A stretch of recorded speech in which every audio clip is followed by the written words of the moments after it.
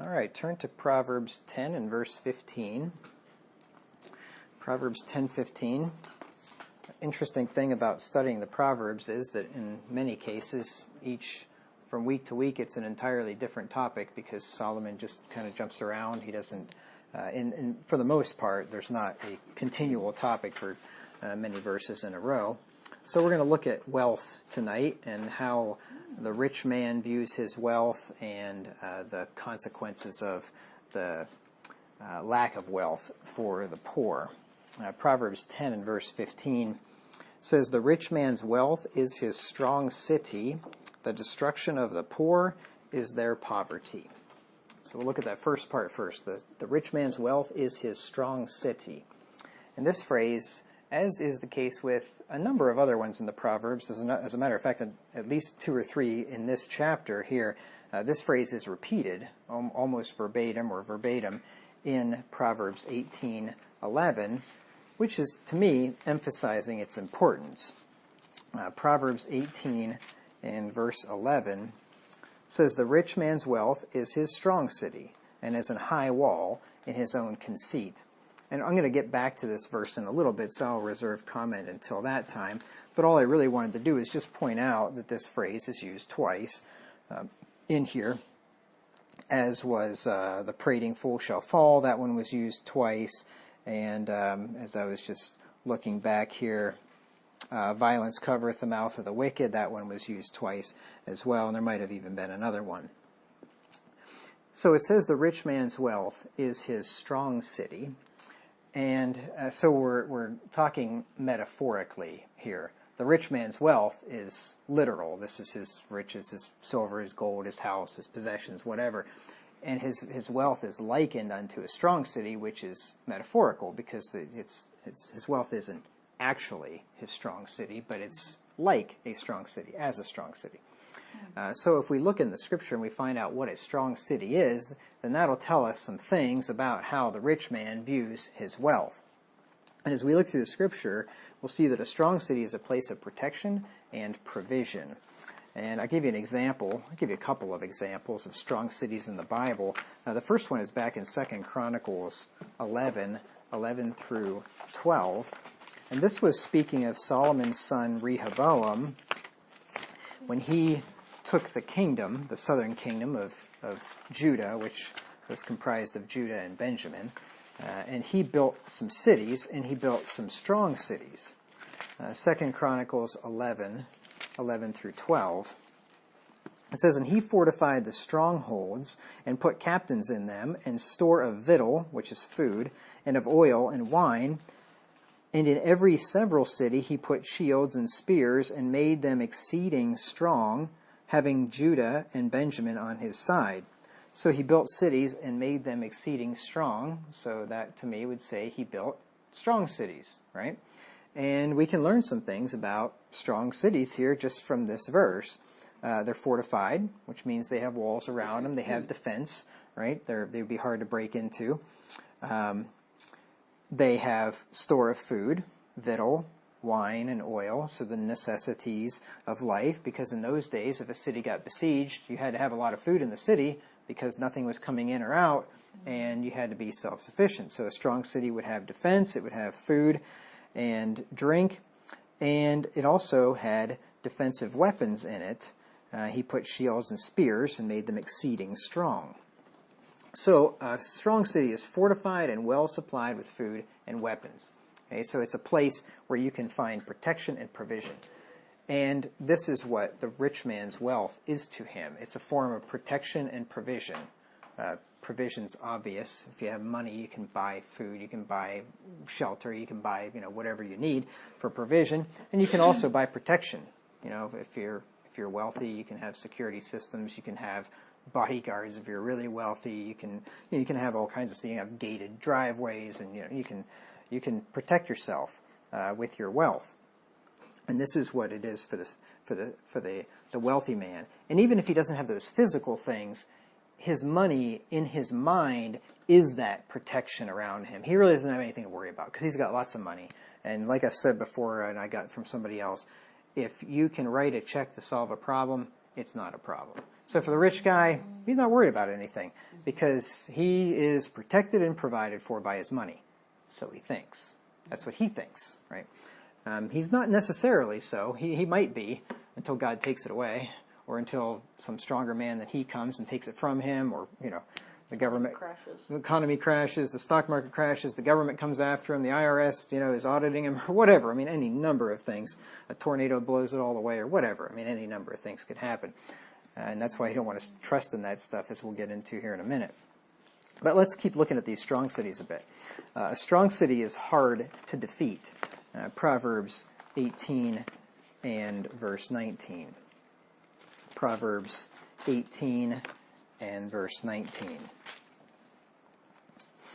says, a brother offended is harder to be won than a strong city, and their contentions are like the bars of a castle. Now, we'll get into what this verse is talking about here in a few years. But a brother offended is harder to be won than a strong city, right? So this tells us that a strong city is hard to be won or hard to be defeated, right? If you've got a city that is fortified with a good wall and lots of provisions so that you can hold out for years, and you've got defensive positions up there and it's hard for the enemy to break in, right? It's a hard thing to overcome. And that's what the rich man's wealth is to him in his mind. I am protected. I've got this wall around me. Nobody can harm me. I can just be at ease. I'm nothing to worry about. That's what it is in his mind. Let's look at another example of a strong city, and that was the city of Tyre. Joshua 19 and verse 29. Joshua 19 and verse 29. This verse will just tell us that Tyre was a strong city, and then we'll read more about it later on in the Bible. Joshua 19:29 says, and then the coast turneth to Ramah, and to the strong city Tyre. This is just describing borders. We don't need to get into that. But the strong city Tyre. Now, the Bible actually has a lot to say about Tyre. It was quite a city in its day. It was a center of commerce, and it was actually destroyed. It was prophesied that it would be scraped clean. It was built on a rock, like a rock bed, right at the sea, and it would all be scraped off right into the sea, the whole thing, everything in it, all the buildings, everything. They just plowed it right off into the sea, and it would be used for fishermen to hang their nets on.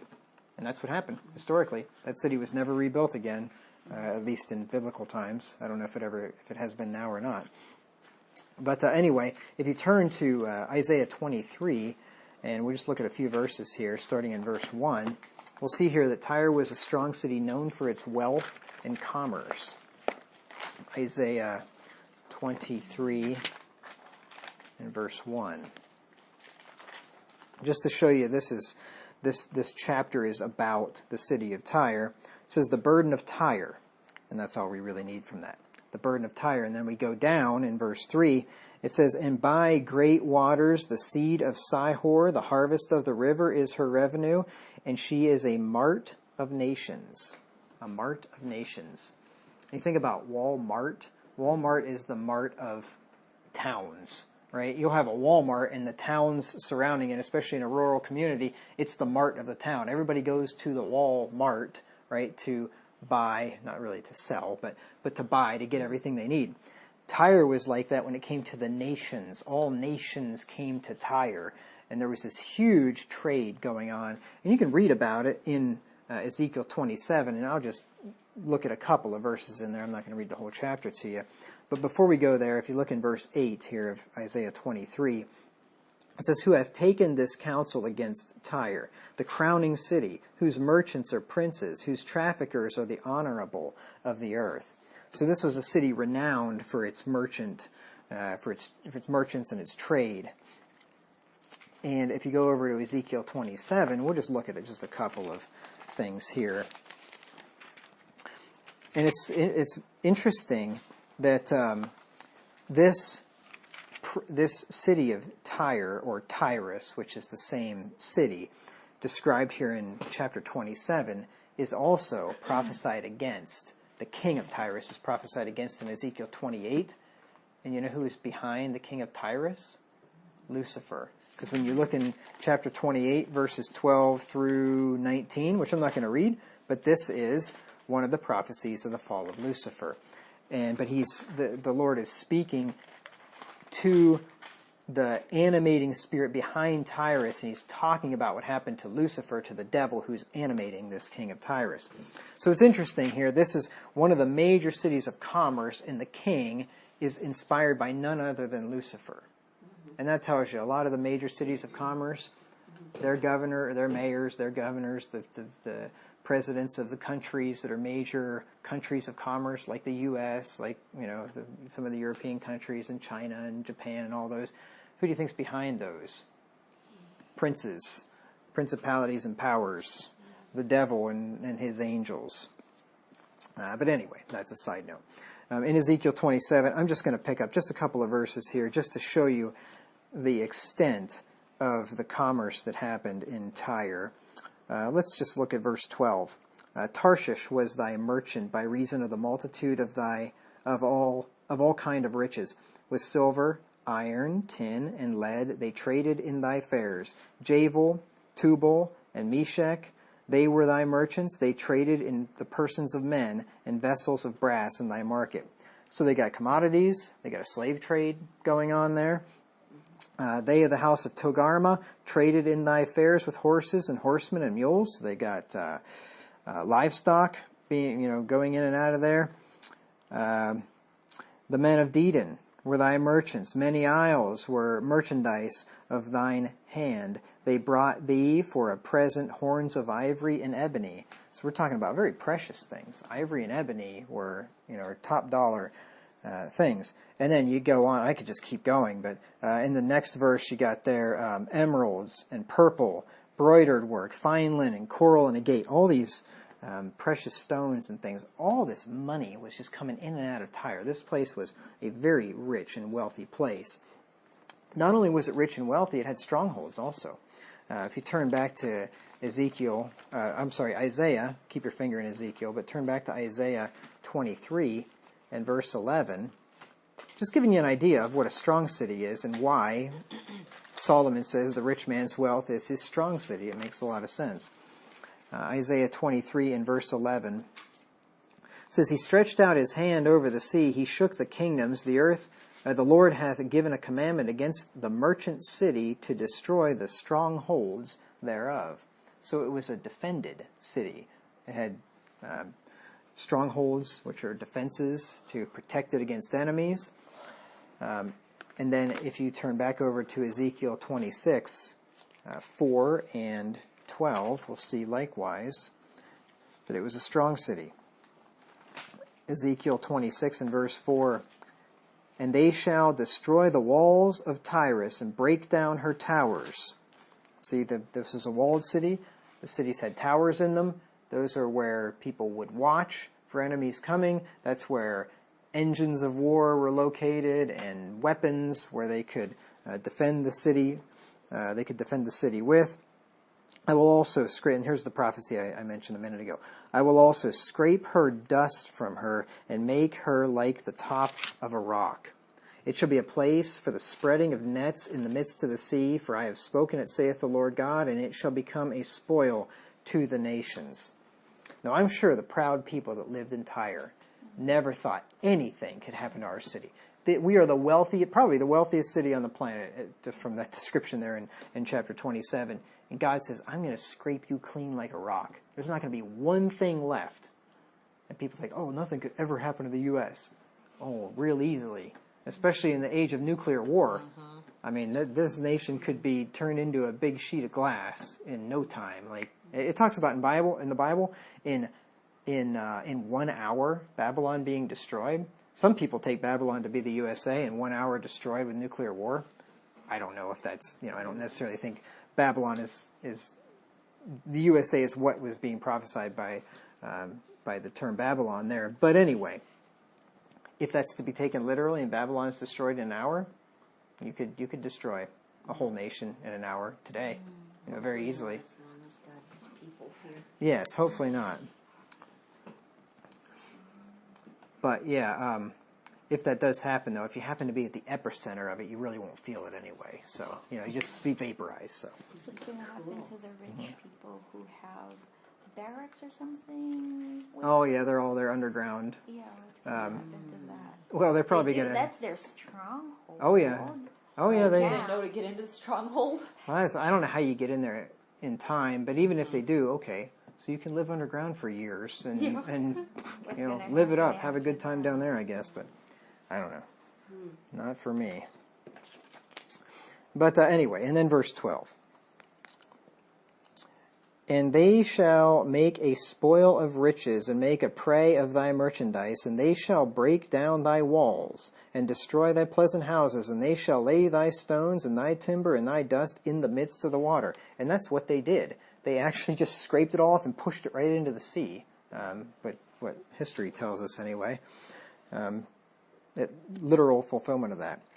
But the point was there, it had strong walls. It had defenses. And that didn't stop the Lord from destroying that place. And the rich man's wealth, he may think of it like that, and he may have these big walls built up around him, but it won't stop the Lord from destroying him if he wants to. You remember that rich guy in Luke chapter 12? And he tore down his barns, and he built bigger barns. And he's, what shall I do? I'm filled with goods. I know what I'll do. I'll tear down my barns and build bigger ones. And I'll say to my soul, Soul, thou hast laid up for many years. Eat and drink and take thine ease. And the Lord says, Thou fool, your life's taken from you tonight. Yeah, his riches were his strong city, and guess what? He died. And how much of that did he take with him to hell? None of it. None of it. So the rich man's wealth is a high wall of protection in his own mind. Let's take a look at that verse that we looked at a minute ago. And I'll define a word for you here in Proverbs 18 and verse 11. Proverbs 18:11 says, The rich man's wealth is his strong city, and is an high wall in his own conceit. Now, when we think of conceit today, if you say somebody is conceited, you're saying you think that they're proud, right? They're full of themselves. And that's not really what the word conceit means. Conceit is that which is conceived in the mind, a conception, notion, idea, thought, device. So it's just simply a thought, right? It's just your own ideas. So the rich man's wealth is his strong city and a high wall in his own thoughts, in his own mind. It's his defense. It's his protection. And this is why the wealthy trust in their riches to protect them and provide for them instead of God. And I'll give you a verse which will show us this in Psalm 52 and verse 7. This is why it's really hard for a rich man to enter into the kingdom of God. That's what Jesus said. It's easier for a camel to go through the eye of a needle than it is for a rich man to enter into the kingdom of God. Because they trust in their riches. They don't trust in God. And they don't want to have to give up anything, and they don't want to have any God telling them what they're supposed to do with their money, or that they shouldn't be trusting in it. Or that they're no better than the poor man that's sitting right next to him in the assembly. They don't like that, right? They like to be honored and, esteemed and held up. And when you come to a true church, well, I don't care how much money you have. Yeah, sit over there. You don't get a special seat, right? It doesn't matter who you are. I don't care if you're a millionaire or a billionaire. You're no different than anybody else. You're going to stoop down and wash some guy's feet that doesn't have enough money to pay for the shoes you're wearing. It doesn't matter. Psalm 52 and verse 7. Says, Lo, this is the man that made not God his strength, but trusted in the abundance of his riches, and strengthened himself in his wickedness. I think there's a correlation there. Trusting in the abundance of his wickedness, of his riches, and strengthening himself in his wickedness. It's a high wall in his own conceit. He's powerful. He can do whatever he wants. He's never going to get in trouble. He can bribe the judges. He can pay off the politicians. He can, pay off the cops. Right? He can get away with whatever he wants, so he thinks. These people think that their riches and possessions are going to last forever. Look at Psalm 49, just back a page, verses 6 and 11. It says, They that trust in their wealth. It doesn't say they that have wealth. Nothing wrong with having wealth. Trusting in it's the problem. They that trust in their wealth and boast themselves in the multitude of their riches. Verse 11, their inward thought is that their houses shall continue forever in their dwelling places to all generations. They call their lands after their own names.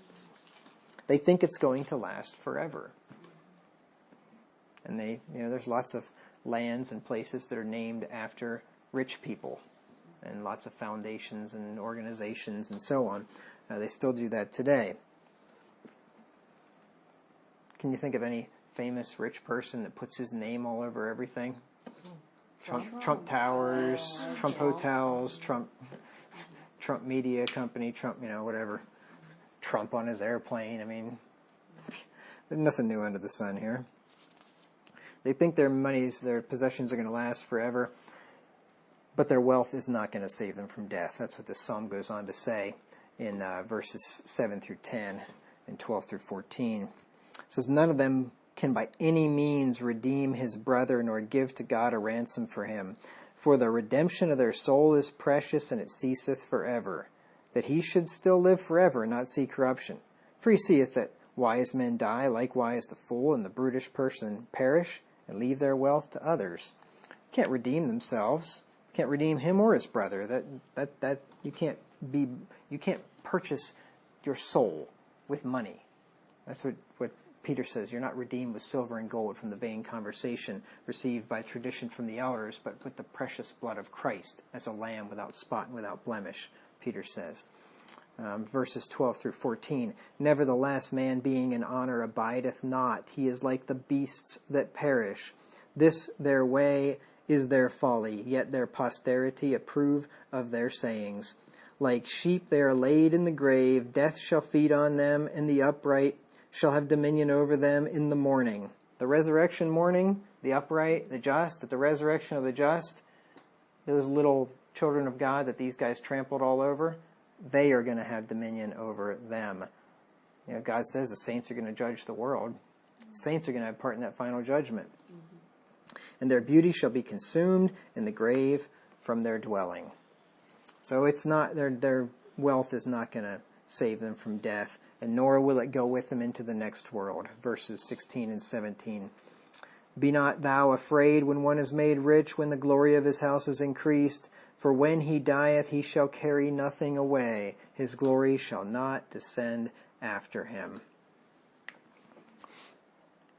So his riches are his strong city now, in his mind, in this life. But it's not always going to be that way. And it may not even last till the end of his life. But it's definitely not going to go beyond that.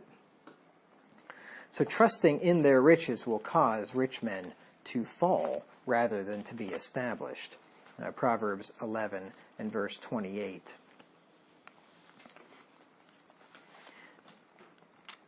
Because what they think is they've got their riches and they trust in it and nothing's going to happen. They're going to be protected. But what actually happens is they trust in their riches and then it causes them to fall. It has the opposite effect that they plan.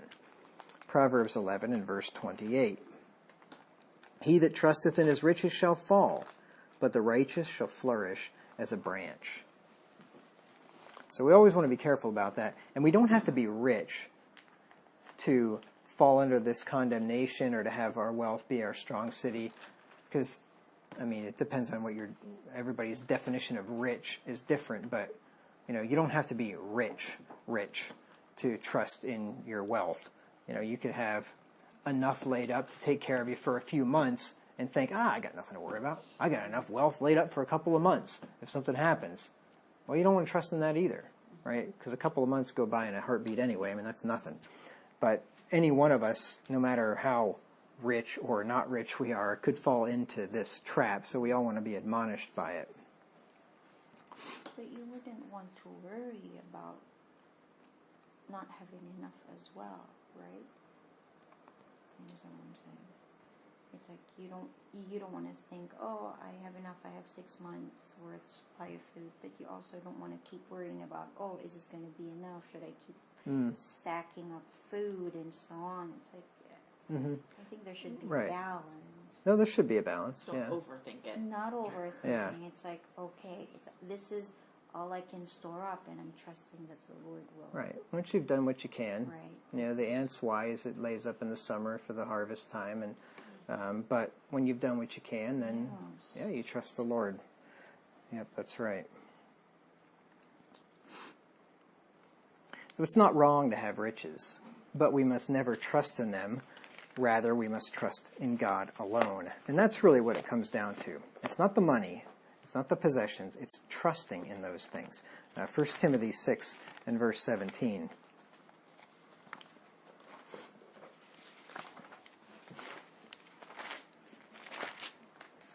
You could have some homeless bum that somebody just gave him $10 and he's got enough to feed him for the next day, and he could trust in that and think, I got nothing to worry about until tomorrow night.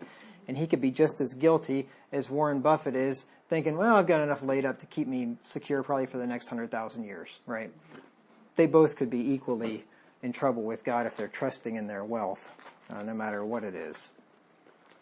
1 Timothy 6 and verse 17. Charge them that are rich in this world, that they be not high-minded, nor trust in uncertain riches, but in the living God, who giveth us richly all things to enjoy. So he didn't say, charge them that are rich in this world, and tell them, look, you guys shouldn't have all that money. That's wrong. You ought to just give it away to everybody else, because everybody should be equal. He didn't say that at all. He said, charge them that are rich in this world, that they be not high-minded, and trust in those riches. And it calls them uncertain riches because the Bible says that riches make themselves wings and they fly away as an eagle toward heaven. And they do. They can be gone very, very quickly. Now, the rich man's wealth is his strong city or his strong tower. He's got the wrong strong city and the wrong strong tower. The strong city that we ought to have in our own mind is the Lord. The Lord should be our strong city/tower. That's where true protection, provision, and peace is found. Look at Proverbs 18 and verse 10. Proverbs 18 and verse 10. I got a few verses here which will establish this. Proverbs 18:10 says, the name of the Lord is a strong tower. The righteous runneth into it and is safe. That's where true safety is found, not in one's riches. No matter what, it doesn't matter if you're a rich man or a poor man, the Lord should still be your strong tower. You should still be running to Him to be safe, no matter if you do have enough money saved up to take care of yourself for the next 50 years. The Lord must still be our strong tower and our safety. Psalm 31, verses 19 through 24. Psalm 31, verses 19 through 24.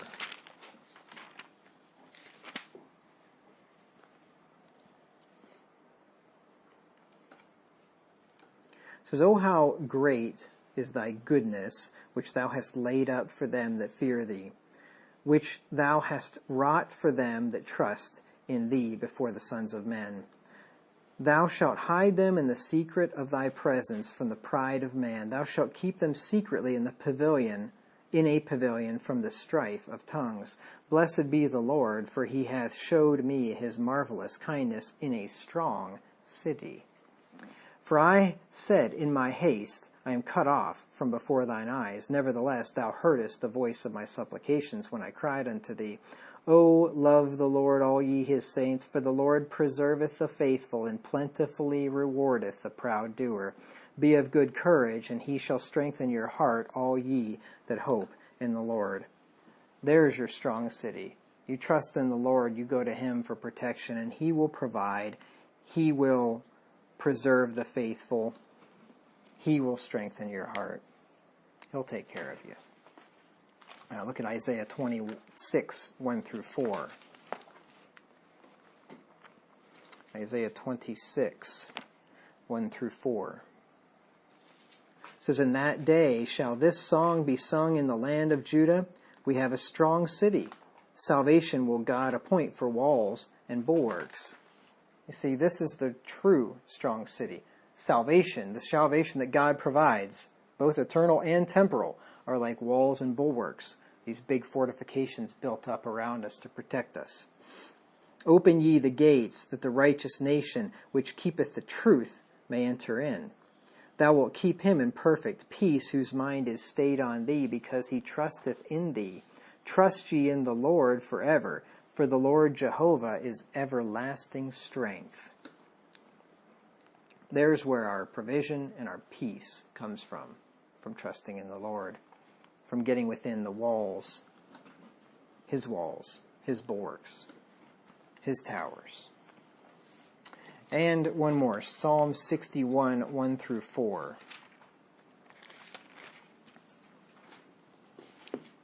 You might recognize this psalm. It was our memory verse not that long ago, our memory passage.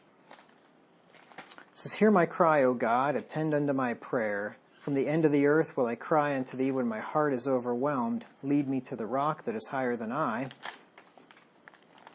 Tyrus was built upon a rock, and that didn't work out so well for them. But when you go to the Lord, the rock, you're not going to be scraped off into the sea. "For thou hast been a shelter for me and a strong tower from the enemy. I will abide in thy tabernacle forever. I will trust in the covert of thy wings. Selah." God's a shelter and a strong tower, a place of protection and refuge. All right, now let's look at the second part of that proverb. The destruction of the poor is their poverty. This is kind of interesting. I was looking at the different ways in which poverty destroys, and I came up with a whole bunch of things. Basically just looking at all the passages, mostly in Proverbs, which talked about the poor and talked about poverty, and I just looked at all the things that it says about it and categorized them and thought, wow, poverty is very destructive. Poverty is destructive, and it reduces the poor to a very low condition. Let me just define poverty here for you. Poverty is the condition of having little or no wealth or material possessions, indigence, destitution, want in various degrees. See poor. Poor is having few or no material possessions, wanting means to procure the comforts or the necessities of life, needy, indigent, destitute, specifically so destitute as to be dependent upon gifts or allowances for subsistence.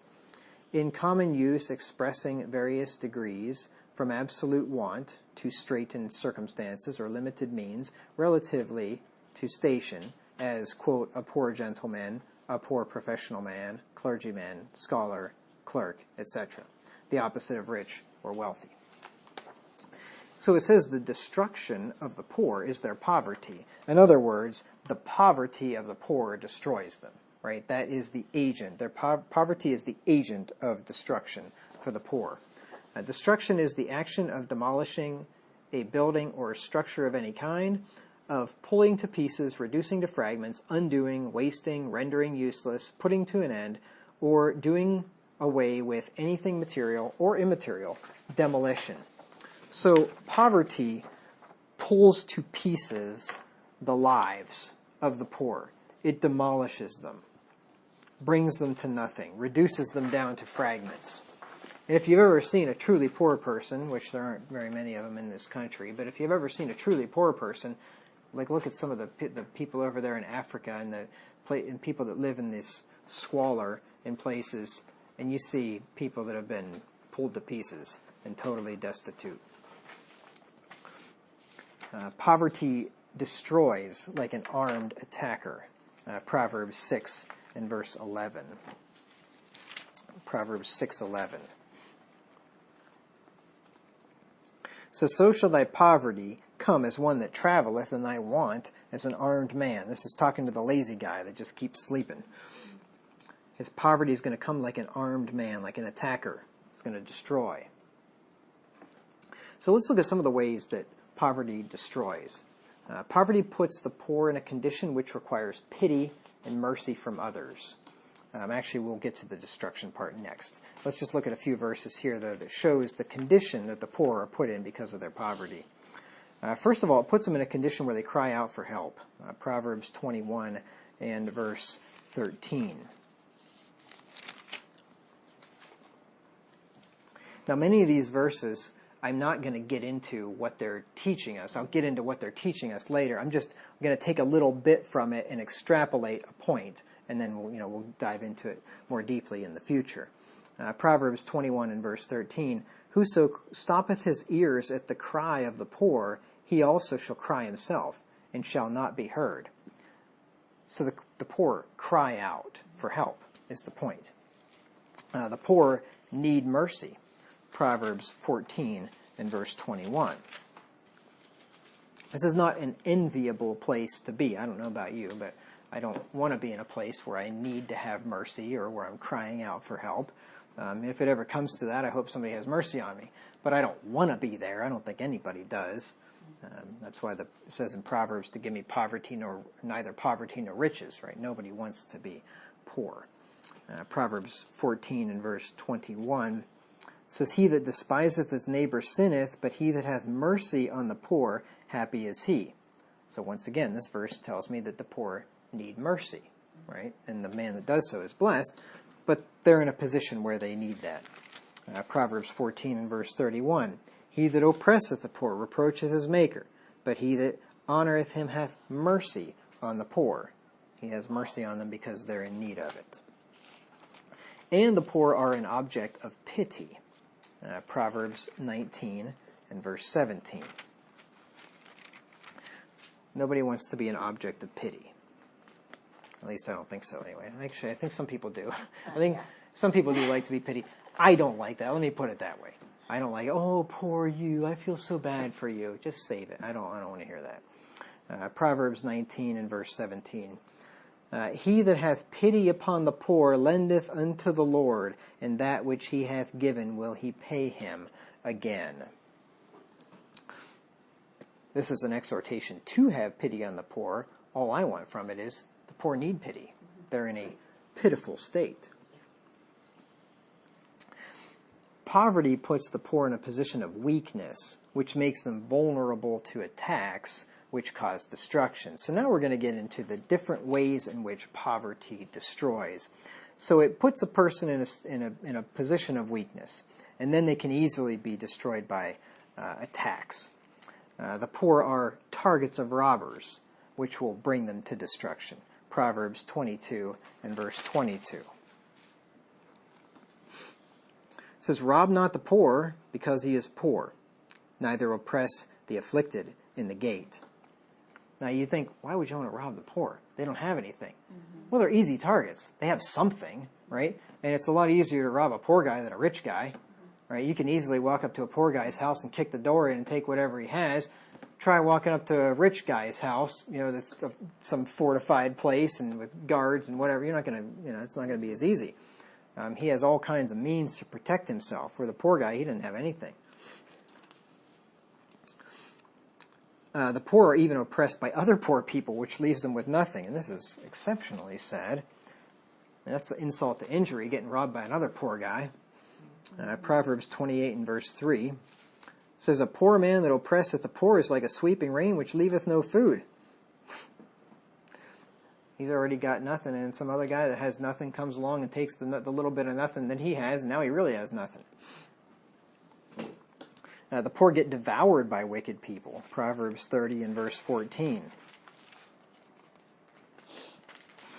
"There is a generation whose teeth are as swords, and their jaw teeth as knives, to devour the poor from off the earth, and the needy from among men."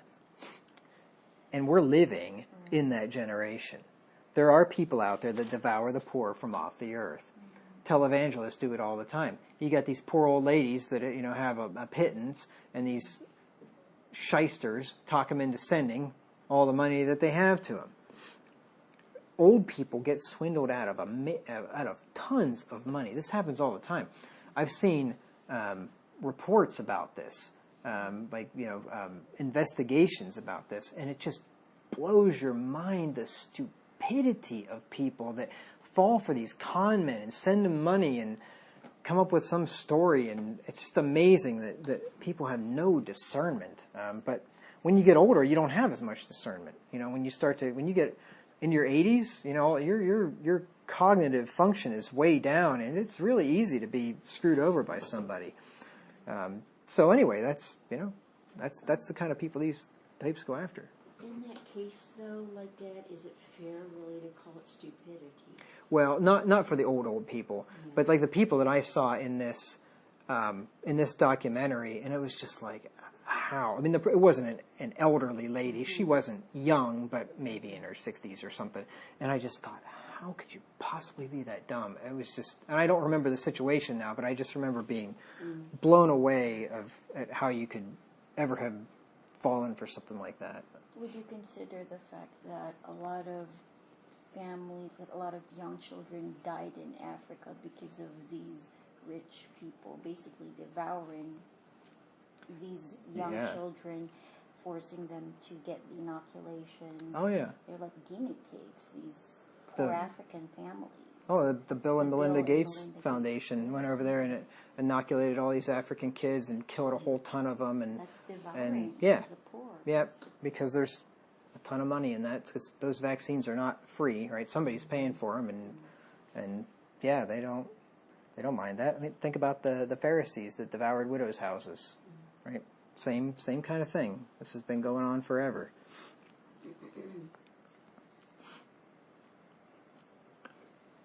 Another way that the poor are destroyed is that wicked rulers tyrannize the poor because they can't resist them.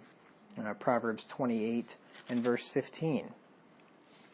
This is why governments want to keep their people poor, at least the most of the people poor, because they're way easier to control. You take a country with a strong middle class that has a decent amount of wealth, and they can't be pushed around. But you take people that are poor and destitute and they're all on the government dole, what are you going to do when you're on the dole? You're not going to fight back at all, right? That's the way they want people. They want to get you on the dole. Proverbs 28 and verse 15 says, as a roaring lion and a raging bear, so is a wicked ruler over the poor people. They're defenseless. Ecclesiastes 8 and verse 5. 5:8, thank you. Ecclesiastes 5 and verse 8. But thou seest the oppression of the poor, and violent perverting of judgment and justice in a province. Marvel not at the matter, for he that is higher than the highest regardeth, and there be higher than they. The oppression of the poor and violent perverting of judgment and justice. If you're poor, you can't afford a lawyer. And even if they provide you with everybody gets counsel, and you get some lame guy that graduated law school with a D or something like that, and he's working for the government, and he doesn't care about you, right? You can't afford to have good counsel, a good lawyer. So the poor can be tyrannized and just run roughshod over by tyrannical rulers because they have no power to resist. But here's another way that poverty destroys. And this you might not have thought about this before. Poverty destroys social relationships. It says in Proverbs 14:20 that the poor are hated by their own neighbors. And this is pretty sad, if you think about it. But it's human nature. Would the average person want to hang out with their wealthy neighbor or their poor neighbor that has nothing, that can't reciprocate anything, right? The average person, let's face it, most of us would probably, if we're not thinking like Christians and we're not stepping back and thinking about what we should do versus what we want to do, most of us would rather hang out with the wealthy neighbor than with the poor neighbor, right? I remember, and this was just a really interesting thing. Wayne was here. You'll know what I'm talking about. When we went to a funeral and we were hanging out with some well-to-do people. And, I'll admit, it was kind of fun. It was kind of fun hanging out with wealthy people and saying, "Hey, get the filet mignon and get the choice one, get the best one there because that's the better one." Uncomfortable. Yeah, really? Yeah. It's different because it's not But I realized, and they were nice people. But they were and nice, they were, though. and I knew, this is never going to happen again. But those verses were going through my mind where the rich hath many friends, and I thought, yeah, this is fun. Sitting there and whining and dining and whatever and rubbing shoulders with wealthy people. Yeah, it's fun. It's not going to happen again, but enjoy it for the hour that you have it or whatever. But that's human nature. People would much rather hang out with the wealthy than they would hang out with the poor. That's just the way it is. Proverbs, where was I? Proverbs 14 and verse 20. The poor is hated even of his own neighbor, but the rich hath many friends. His own neighbor can't stand the guy because he's poor and he's got nothing to give. There's no reciprocation there.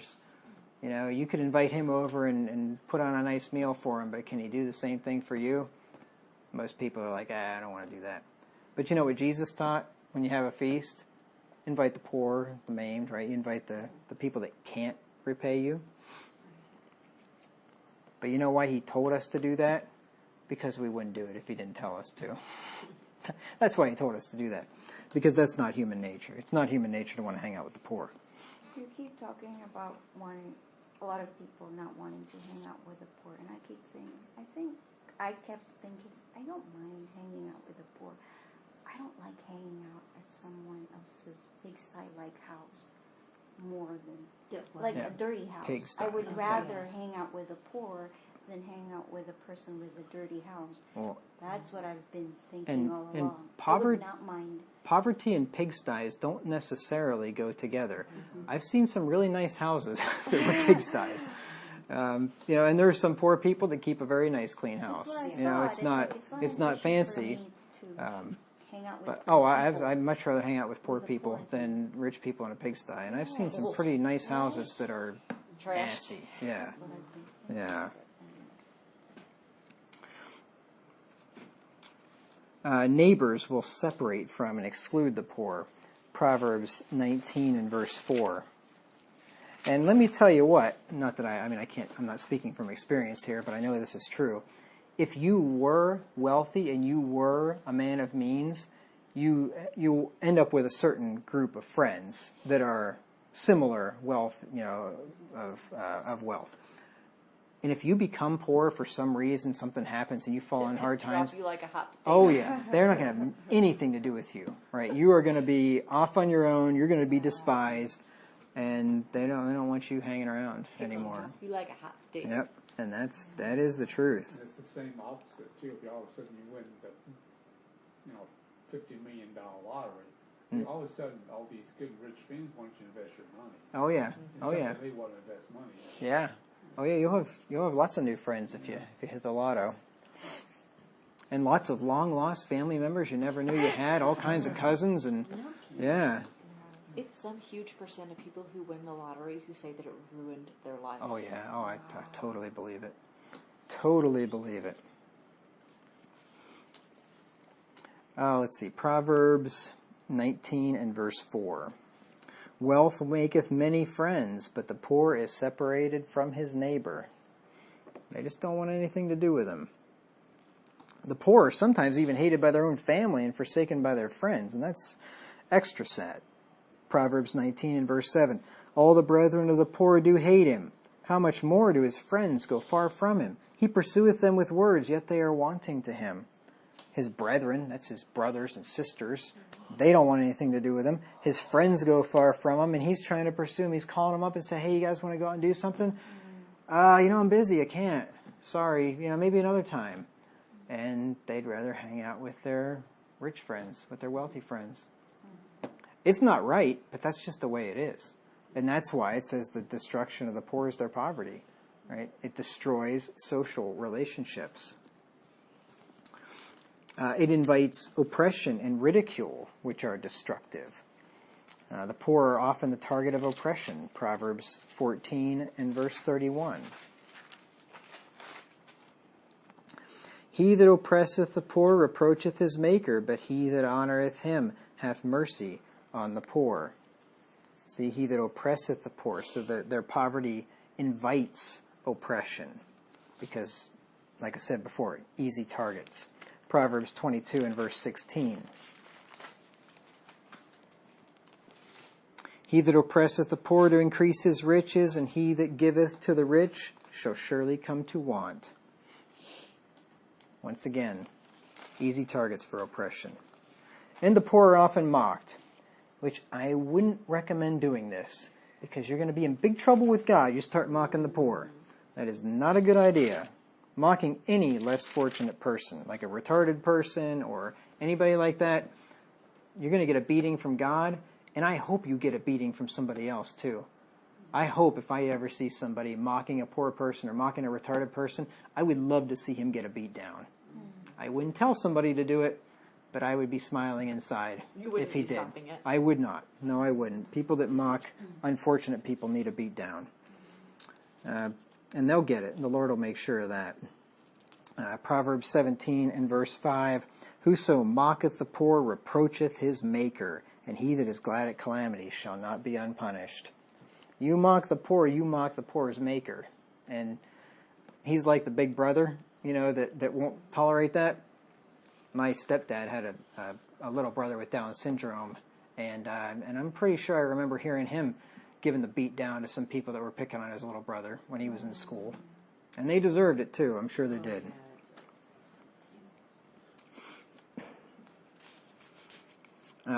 Here's another way that poverty can destroy the poor, and that is that poverty can cause a man to steal, which will bring him judgment from God and further financial destruction. Proverbs 30:7 through 9.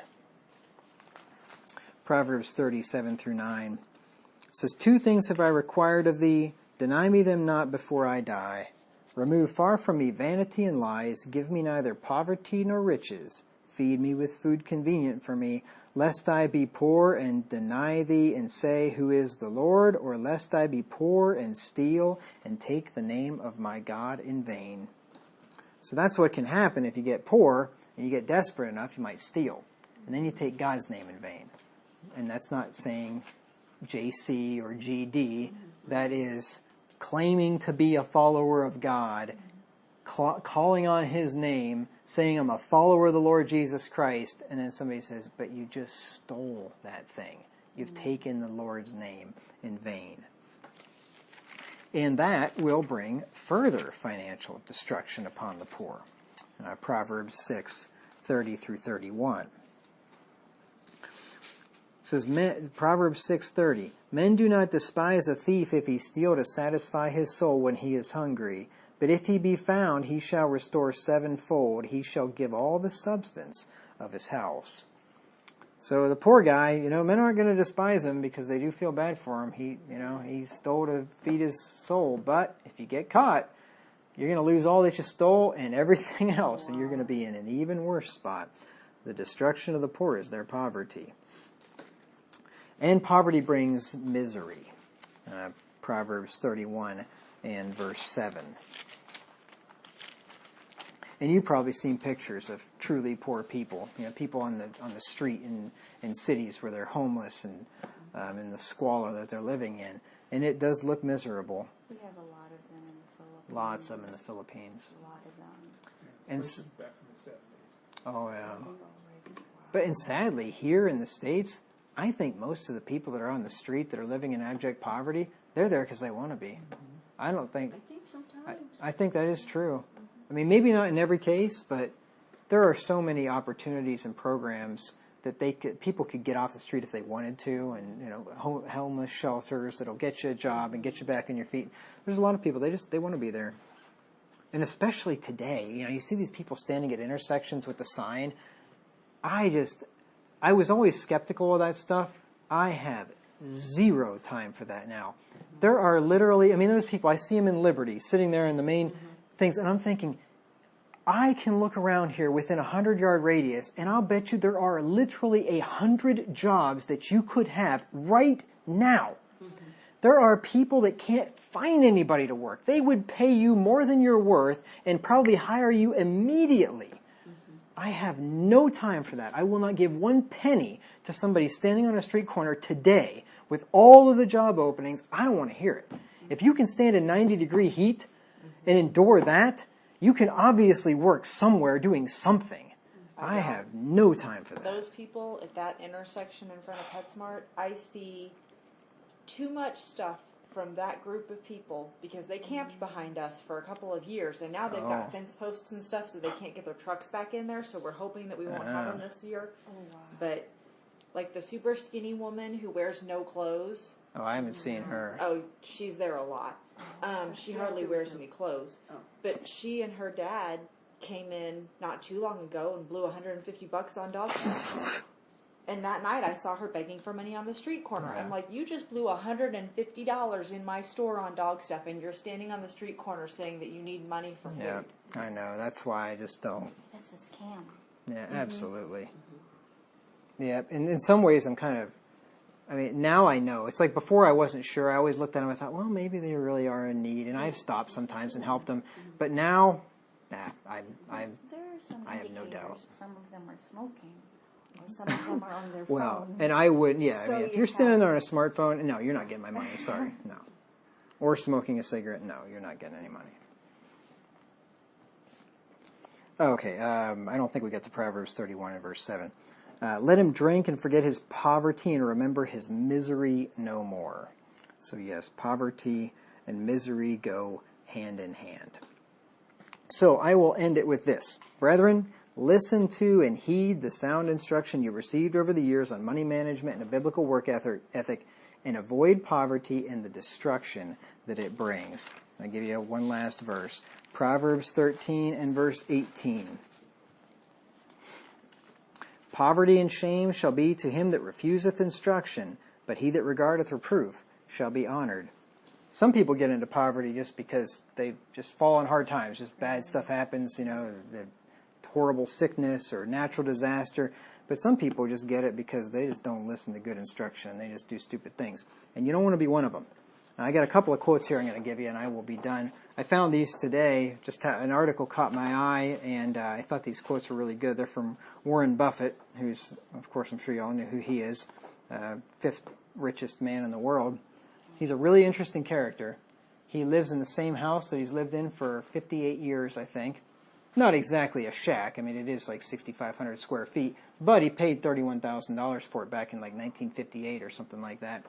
And probably added to it a little bit over the years, and but anyway, but he lives in it's $1 million house today. So $1 million house today in a city is pretty much not really that big of a deal anymore. I mean, that's like an above average house, but the guy is worth like $100 billion or something like that. He lives in basically a normal house. I mean, a normal house for a guy that has some money. Drove I think he said he had a 2006 Cadillac that he drove until 2014, and then bought a newer one, still used. But I mean, drove this Cadillac for like 8 years or something like that, and $40-some thousand vehicle for a guy that's got $100 billion. He stops at McDonald's on his way to work every morning and gets a $2 and something, or maybe $3 and something, depending on whether the market's up or down. He said if the market's down, I go for the $2.68 cent sandwich. If the market's up, I get the $3 one. He's probably kidding, I hope. Probably. But I mean, yeah, goes to McDonald's, gets his breakfast, somehow lived to be 91 years old. I don't know how in the world you can do that eating McDonald's every day, but apparently.